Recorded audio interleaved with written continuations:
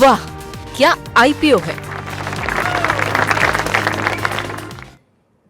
तो ये खास पेशकश हमारी पिछले हमने एक हफ्ते से शुरू की हुई है और लगातार रवि जी बीच बीच में अपना महत्वपूर्ण समय देते हैं और जब वो इस कार्यक्रम का हिस्सा नहीं होते तो फ़ोन पे जुड़ करके देते हैं और हमारे सहयोगी शौर्य जो है तमाम आंकड़े लेकर के आते हैं। शौर्य, आज क्या कुछ कह रहे हैं आंकड़े? आज से एक नया आईपीओ खुला हुआ है, क्या कुछ है वहाँ पर, फंडामेंटल्स क्या है, फटाफट बताइए क्योंकि कई सारे आईपीओ से बातचीत करनी है। जी चलिए, सबसे पहले जो आज आईपीओ खुला उस पर नजर डाल लेते हैं, वो है साइंट डीएलएम। साइंट डीएलएम जो एक ग्लोबल कंपनी है, साइंट उसकी सब्सिडरी कंपनी ईएमएस में। और पहले अगर आईपीओ की डिटेल देखें तो आज से शुरू हुआ है जून 27 से 30 जून तक अवेलेबल होगा सब्सक्रिप्शन के लिए। इसका प्राइस है 250 से 265 के बीच में। 56 शेयर्स के लॉट में आप इसे खरीद सकते हैं और कंपनी से टोटल 592 करोड़ रुपए जुटाने की कोशिश कर रही है। सारा जो पैसा है वो फ्रेश इशू के तौर पे देखा जा रहा है। तो ये थी आईपीओ की बेसिक डिटेल्स। अब अगर कंपनी की भी डिटेल पे बात करें तो ये कंपनी उस सेक्टर को कैटर कर रही है जैसे ग्लोबल लेवल पर अच्छी खासी तेजी की उम्मीद माने जा रही है पूरी इलेक्ट्रॉनिक सेक्टर। और इंडिया में भी अगर बात करें तो इसको लेकर काफी सारे इनिशिएटिव ले गए हैं। पीएलआई हो गया, मर्चेंटाइज एक्सपोर्ट स्कीम हो गई, जो चाइना से +1 की स्ट्रेटेजी आ रही है। उसके बाद जो इंडिया ने ट्रेड डिस्प्यूट्स को रिजॉल्व कर रहा है यूएस से, तो वो सारी बातें जो पूरी इंडस्ट्री के लिए अच्छी माने जा रही है। और अगर कंपनी के लिए हम स्पेसिफिकली बात करें तो कंपनी जो है क्लाइंट डीएलएम जून 93 में स्टैब्लिश हुई थी। मल्टीनेशनल कंपनी क्लाइंट की सब्सिडरी है और जो बिल्ड टू प्रिंट और बिल्ड टू स्पेसिफिकेशन सर्विसेज बनाती है इलेक्ट्रॉनिक कंपोनेंट्स के लिए। और इसके जो मेन सेक्टर जिनको कैटर करती है arrow space, defence, medical among others. और इसके बड़े बड़े क्लाइंट्स जैसे ईबीबी, बीई हेल्थ इसके वो हैं। और जो इशू रेज किया जाएगा उसका सबसे ज़्यादा यूज होगा ऑलमोस्ट 50% के आसपास वर्किंग कैपिटल में।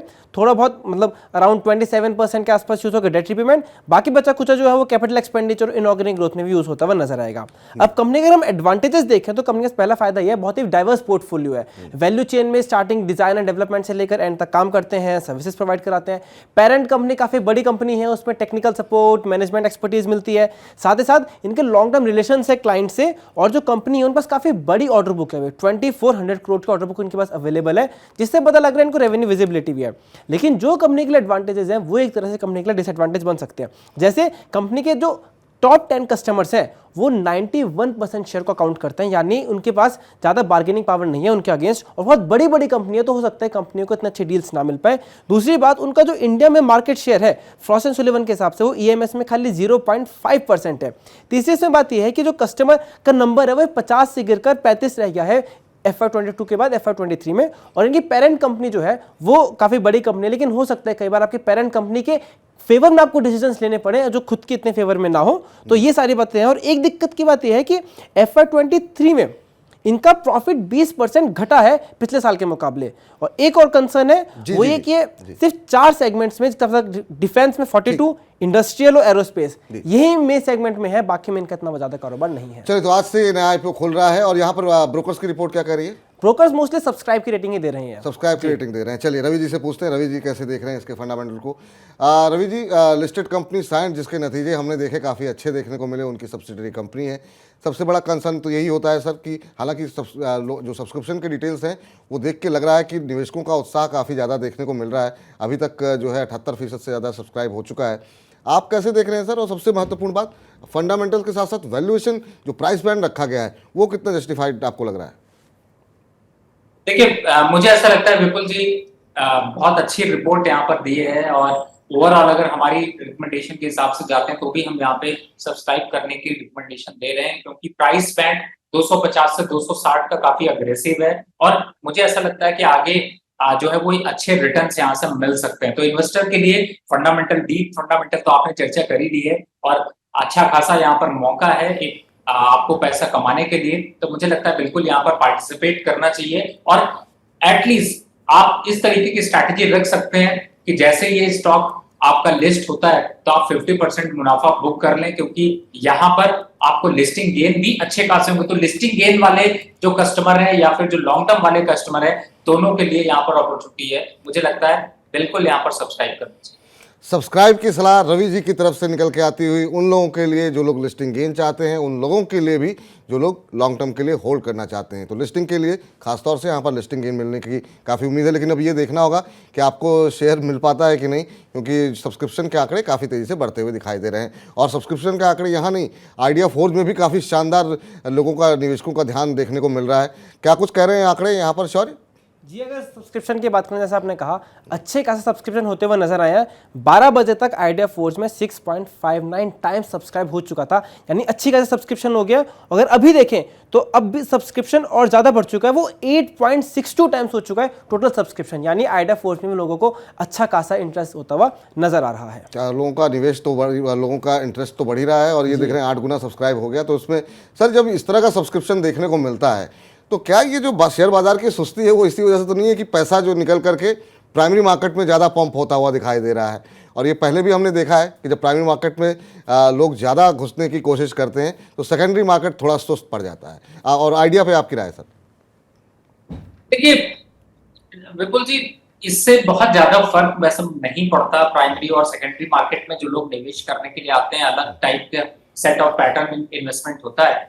लेकिन बिल्कुल आप अगर इस समय देखें तो थोड़ा सा आईपीओ मार्केट गर्म जरूर है, क्योंकि मार्केट में यहाँ पे अच्छे रिटर्न्स आए हैं और अच्छे आईपीओ इस समय आ रहे हैं। लेकिन अगर थोड़ा करेक्शन का फेज आ जाता है तो आईपीओ के लिए भी काफी खतरा खड़ा हो जाता है, और इस समय सही टाइम है। तो मुझे लगता है कि इसलिए भी आईपीओ में अट्रैक्शन बढ़ रहा है। दूसरा, आइडिया फोर्ज की बात करें तो देखिए बिल्कुल यहाँ पर एक बार को जो कंपनी के फंडामेंटल है उनको अगर डिटेल में एनालिसिस करें तो कंपनी एक्यूरेट है और अच्छी खासी यहाँ पर लिस्टिंग गेन की भी प्रोबेबिलिटी बनती जा रही है। लेकिन जो लोग निवेश कर रहे हैं उनके लिए थोड़ा सा ये होगा कि 1-2 दिन और देख लें। जैसे ये 15% 20% से ऊपर सब्सक्रिप्शन चला जाता है तो ये मान के चलिए कि और ज्यादा यहाँ पर जो है वो तेजी हो सकती है और मौके मिलेंगे। थोड़ा सा मुझे आइडिया और जो है वो अग्रेसिव प्राइस लग रहा है, मतलब थोड़ा सा ओवरबॉट कह लीजिए, या फिर प्राइस थोड़ा सा बैंड ज्यादा है, तो हो सकता है ये एक इम्पैक्ट हो, लिस्टिंग गेन में थोड़ा कम आपको गेन हो सके। लेकिन फिर भी ओवरऑल फंडामेंटल के हिसाब से बिल्कुल एक बार सब्सक्राइब किया जा सकता है, लेकिन सुविधा के अनुसार ही करिए। ठीक। इसके साथ साथ यहाँ पर एक दर्शक का प्रश्न भी आया था इसके लेकर के, जरा एक बार जरा हम स्क्रीन पे दिखा दीजिए कि क्या उनका प्रश्न है, तो उसके बाद हम चर्चा जरा रवि जी से पूछ लेते हैं। अच्छा, वो कह रहे हैं ग्रे मार्केट प्रीमियम कितना है और किसी भी आईपीओ के लिए जीएमपी कितना प्रभावी होता है? ग्रे मार्केट प्रीमियम की क्या भूमिका होती है? और हम देख रहे हैं अच्छा खासा प्रीमियम देखने को मिल रहा है। शौर्य कुछ जानकारी लेकर के आए हैं, इसमें पहले शौर्य की एक छोटी सी टिप्पणी हो जाए। शौर्य, अभी यहाँ पर क्या स्थिति देखने को मिल रही है? ग्रे मार्केट प्रीमियम क्या देखने को मिल रहा है? जी अभी अगर इसका ग्रे मार्केट प्रीमियम देखें तो वो काफ़ी अच्छा खासा नज़र आ रहा है, और यहाँ देख रहे हैं लगातार जो है अच्छी तेज़ी देखने को मिल रही है। सर करीब करीब 490 रुपये का ग्रे मार्केट प्रीमियम की बात हो रही है, जो कल तक हम देख रहे थे यहाँ पे। आप कैसे देख रहे हैं सर, और इसकी भूमिका क्या होती है, जानना चाह रहे हैं? देखिए, जिनमें ग्रे मार्केट में प्रीमियम ज्यादा बढ़ जाते हैं, यानी कि जो आईपीओ की लिस्टिंग से पहले ही आपको एक अंदाजा लग जाता है कि कितना प्रीमियम चल रहा है। एक लिस्टेड प्रीमियम नहीं होता, इसलिए नॉट एक्यूरेट। लेकिन बट हाँ, ये है कि अगर ज्यादा ग्रे मार्केट पे प्रीमियम अगर बढ़ता है तो उसका मतलब उसकी डिमांड काफी अच्छी है, सब्सक्रिप्शन काफी अच्छे देखने को मिल रहे हैं, लेकिन इसका कोई कैलकुलेटिव डेटा नहीं है। तो आप इसको सिर्फ एक आइडिया के लिए इस्तेमाल करें, ना कि आप इस पर डिसीजन लें। लेकिन ये जरूर है कि अगर ग्रे मार्केट पे प्रीमियम अच्छे होते हैं तो वो आईपीओ जनरली आपको रिटर्न दे जाते हैं। तो मुझे लगता है कि आपके लिए अंदाजा लगाने के लिए ये शायद ज्यादा अच्छा है। और ग्रे मार्केट पे ये इंपॉर्टेंस भी होती है कि डिमांड कितनी इन्वेस्टर की देखने को मिल रही है, उसका एक डेटा जो है वो आपको मिल जाता है। तो अभी का प्रीमियम देखा जाए तो काफी अच्छा प्रीमियम है, लेकिन मैंने पहले भी बताया कि थोड़ा सा मुझे ऐसा लगता है कि रिटर्न इन्वेस्टर को मिलने के लिए थोड़ा कम स्पेस है, बट लेकिन लिस्टिंग गेन आपको मिलेंगे, इसमें थोड़े मिलेंगे पर मिलेंगे, ये कहना है। और आपको बता दें कि 80% जो अपर प्राइस बैंड है, यानी 672 से 80 रुपये ऊपर का प्रीमियम, 80% माफ़ कीजिएगा, का प्रीमियम यहाँ पर देखने को मिल रहा है ग्रे मार्केट के अंदर।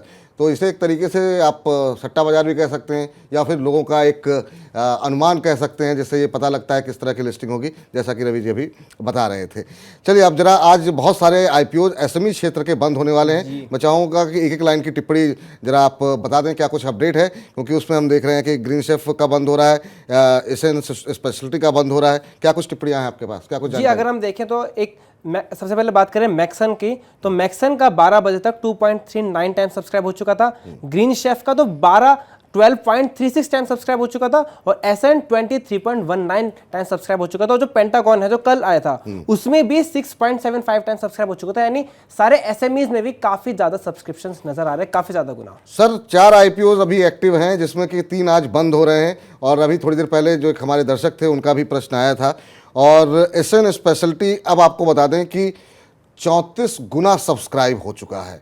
शानदार यहाँ पर रिटर्न वो आते हुए लोगों का रुझान देखने को मिल रहा है। ग्रीन शेफ 26 गुना से ज़्यादा सब्सक्राइब हो चुका है और मैक्सन जैसा बता रहे थे करीब 3 गुना के आसपास सब्सक्राइब हो चुका है। सर, इनमें से आपके पसंदीदा कौन है जो आज 3 बंद हो रहे हैं? देखिए, मैंने इससे पहले भी इस पे शायद मेरे ख्याल से व्यू दिया है और मुझे ऐसा लगता है कि इस समय एसएमई के जो प्राइसेस हैं वो काफी आपके ऐसे तरीके के जो लोग इन्वेस्टर ज्यादा पसंद करते हैं। पेंटागन देख लीजिए, एसएम देख लीजिए, मुझे ऐसा लगता है कि इनमें अच्छा खासा यहाँ पर मोमेंटम है। और आपको मैंने पहले भी बताया कि अगर 10% से ऊपर का सब्सक्रिप्शन चला जाता है तो इसका मतलब है कि उसमें प्रोबेबिलिटी हो जाती है आपको काफी हद तक मिलने की। और इस समय मुझे ऐसा लगता है कि चारों आईपीओ दमदार हैं और आप अपनी सुविधा के अनुसार इनमें निवेश कर सकते हैं। तो सुविधा अनुसार निवेश कीजिए। यहाँ पर चारों में दम दिखाई दे रहा है। छोटे क्षेत्र की कंपनियां हैं। अगर आपको जो है इसका सब्सक्रिप्शन मिलता है तो निश्चित रूप से आपको रिटर्न भी अच्छे देखने को मिलेंगे। बहुत बहुत शुक्रिया शौर्य आज की इस अपडेट के लिए और वाह क्या आईपीओ के सेगमेंट में हिस्सा लेने के लिए बहुत बहुत धन्यवाद आपका। वाह क्या आईपीओ है।